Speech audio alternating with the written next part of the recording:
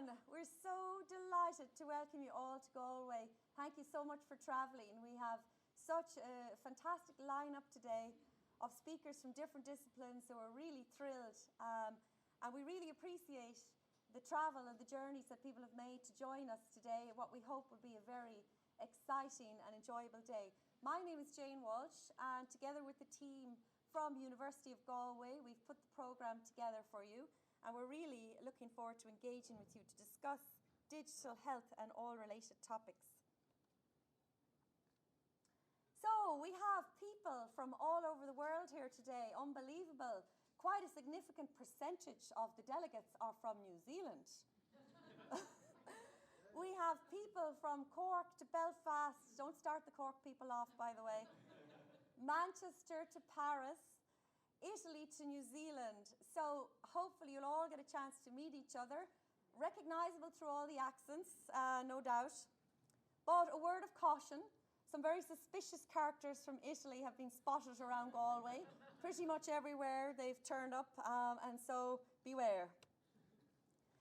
We've gone real fancy with the QR codes. They're on your badges, but also you can take a photo of the screen and it'll bring you straight into the conference booklet from our fantastic committee have produced this. So this will give you all information about speaker bios and also about our poster presentations. Please check them out during the day as well.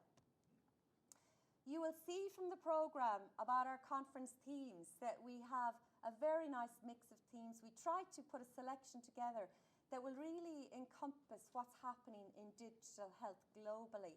So our first one has a very strong person-centred design focus with people from a variety of different disciplines, understanding how important it is to put the person at the centre of all digital tech and digital health solutions. Our second session is looking at, it's like the toys for boys. What's coming out?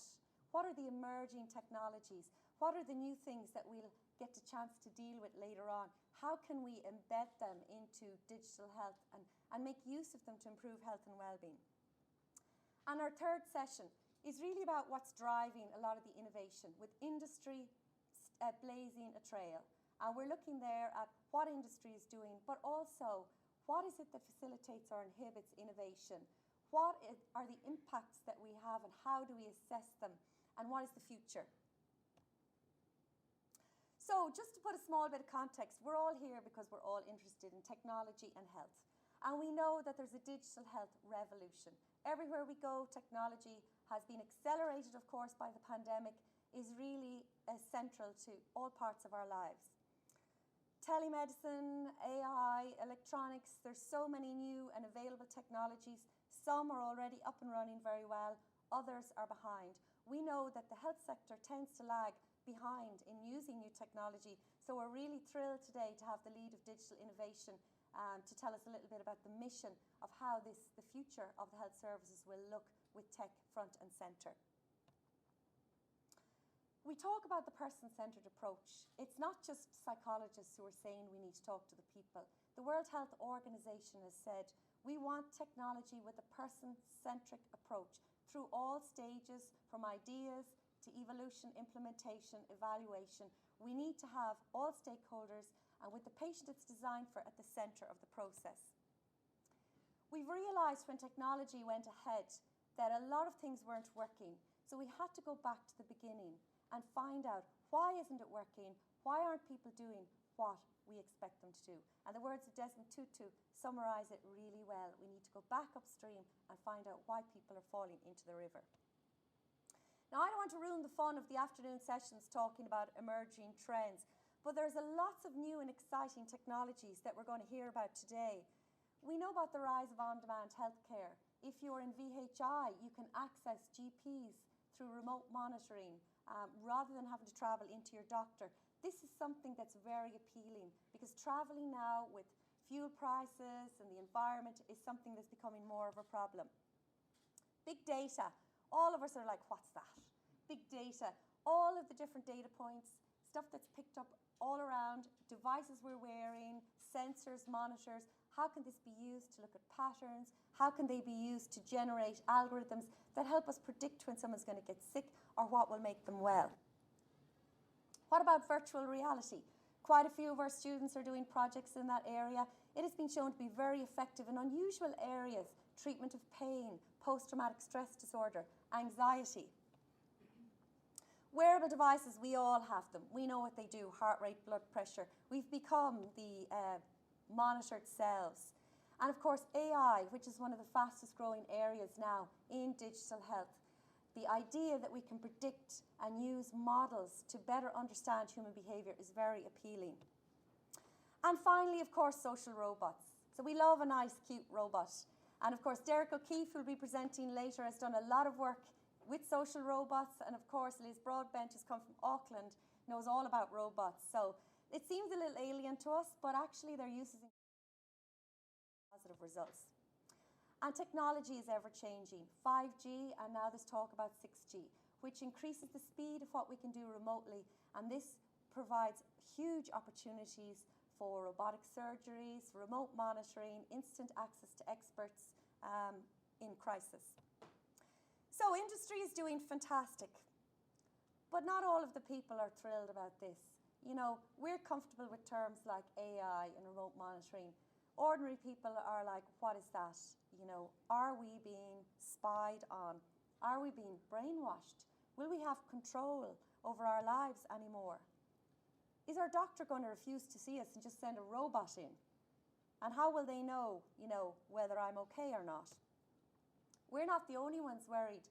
Healthcare workers are saying, well, if the robots can do it, am I going to lose my job? That's a real source of concern.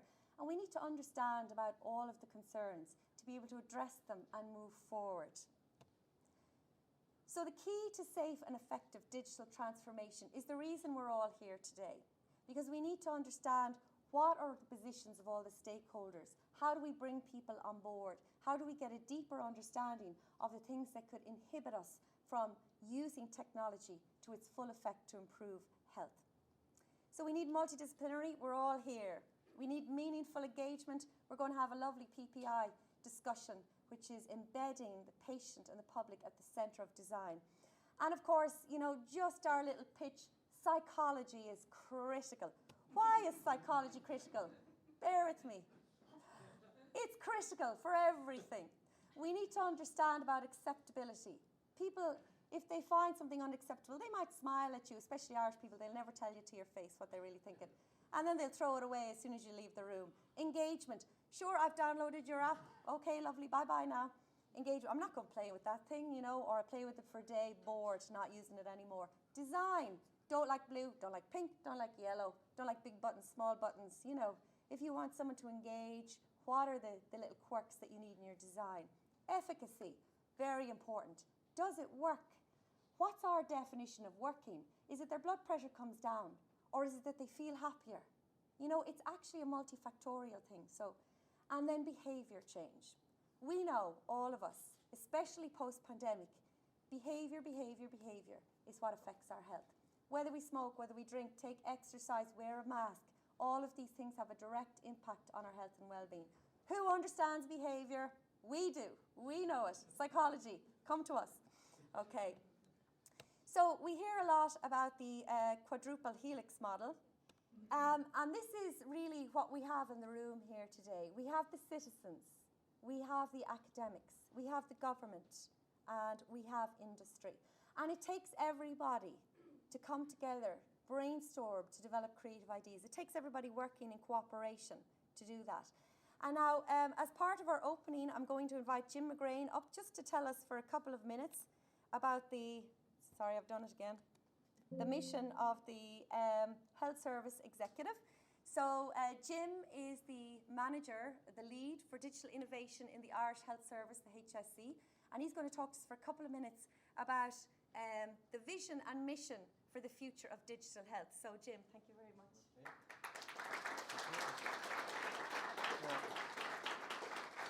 Thanks so much for the introduction. So my name is Jim McGrain. I'm the Innovation Manager with the Digital Transformation Team with the HSE. And our vision in the HSE is stay left, shift left. And stay left, shift left means that we're trying to keep people home. We're trying to manage people remotely at home.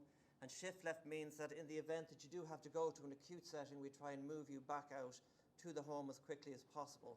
And we do this supported with digital technologies, remote technologies, remote monitoring, smart devices. And it's the future of healthcare everywhere. But there are challenges to it. And some of the challenges, I think Jane mentioned there, in terms of people fear change, people are suspicious of change. I'm in digital transformation, I don't like change, so I can kind of really understand that. But one of the keys to getting past it is this patient-centered design and people-centered design. And I'm delighted now there's going to be a good talking about that today, because that to us is key. And it's key for the patient, it's also key for the clinicians. It's key for, if we're introducing technologies, it's very, very important that it fits into the workflow, the existing systems, that it complements it, that it augments it. And it's very true, this idea, like when you bring technology into the health service, that an awful lot of people think that it's going to replace my job. An awful lot of patients think, I'm going to have a robot doctor. So it's to try and allay their fears and to try and get them to actually be involved in the process is key. And of all the initiatives I'm involved with, we have one, the Home Health Initiative on Clare Island, and you'll hear a good bit about it today. And that really, to me, is the one that really epitomises patient involvement and people involvement. And I think there was on the book list that accompanied the conference, I was reading it there, and it was Jack Pinder had written, which was really, really good, that the community are not only being consulted about the project, but they're actually shaping the project, so what they want and their needs. And that shows me it's going to be a success and it's going to be sustainable. So it's really, really important. And in terms of the health service, there's a lovely phrase that we use inside it, nothing about me without me. And so for patients, really, it's not going to work unless they're involved. So that really, really is key. And then the other thing, just I suppose the last thing is just, there was a mention there about the quadruple helix. Really, really key, that is, the quadruple helix, because I'm in the public sector. We need the expertise of the private sector. We need the academia, because people in academia are looking at what could be.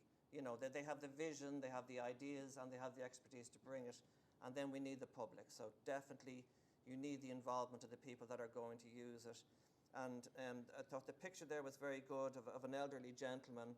And it's really, really important for people like that when you're introduced into technology, that it's discreet, that it's something, say for example, falls detection, it's a pendant or it's a watch or it's, it doesn't stand out. So very, very important, and the psychology is hugely important. So thanks very much. I'm really looking forward to seeing, listening to the other workers or the other speakers, and great. Thanks so much. Thanks very much.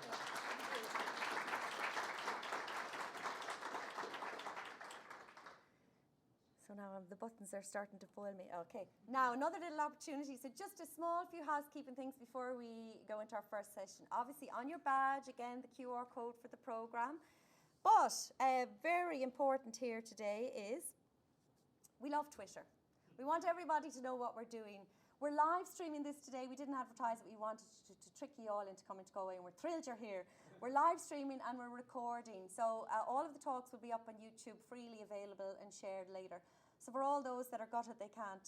But in the meantime, we shall taunt them with our hashtag. So please tweet, take photos, tweet about the speakers. We have a prize for the most influential tweeter, that's a good one, and the best tweet, which is going to be judged by a very important group who are going to decide which is the most entertaining. There's our hashtag. I just want to say a huge thanks in advance. If we leave it till the end of the day, no one's listening, to our committee. They are absolutely amazing. They're all here around the room. There's their mug shots now on Crime Watch. Say hello to them. Mostly PhD students, postdocs, early career, worked really hard to bring this programme together. You've met some of them already. So with that, we are going to begin the first session, going to be chaired by Professor Jerry Malloy. So I'm going to hand you over to Jerry now, and just to say welcome and enjoy the day.